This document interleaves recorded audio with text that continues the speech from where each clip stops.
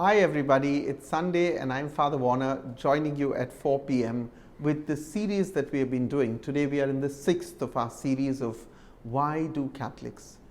Last Sunday I did Why Do Catholics Receive Holy Communion? I want to take that a little further. Why do Catholics prohibit non-Catholics from receiving Holy Communion?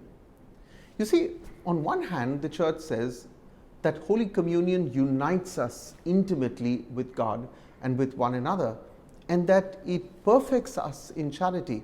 But then, on the other hand, every time there's a funeral or a special feast day mass, we hear that announcement in church, especially in India, that Holy Communion is meant for Catholics only. If Holy Communion is such a great gift of God, why do we reserve it for ourselves and why not share it with the whole world? The key word to keep in mind is this word, intimacy. You can't be intimately involved with everyone you know. The whole point of intimacy is that it's reserved for a few people. Your relationship with your family members is very different from the relationship that you share with your colleagues or with an acquaintance at work. A husband and wife get intimately united in a way that they can only do with one another and not with anybody else. Remember that last Sunday in the video on the Holy Communion, I said that this is also spiritual food, which means you have to be spiritually united with Christ before receiving Him physically. The Catholic Church is the bride and body of Christ. The Mass is not just about saying prayers together, it is the union of the body and the head of the bride and of the bridegroom. The congregation, that is you, is the bride, and Christ is present as the bridegroom through the priest. That is me. As Catholics who have been baptized and are in a state of grace, we are part of His body, and that's why we can receive Him in communion.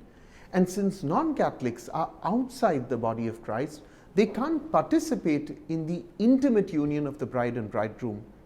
It's not about excluding them.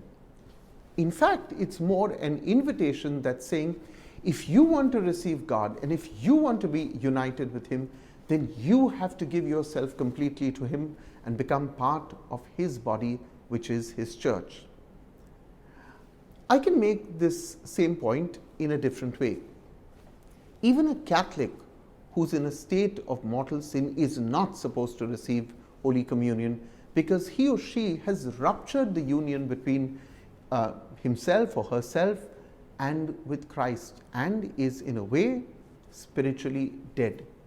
Receiving communion in a state of mortal sin is another mortal sin, and that person needs to make a sincere confession in order to receive communion again. I do hope this brief teaching was helpful to you. We have been coming to you from the Archdiocesan Heritage Museum in Goregaon, where you see these beautiful artifacts here. I do hope you like this video, share it with your friends, and leave your comments. Do join us next Sunday again with these no strain on the brain teachings.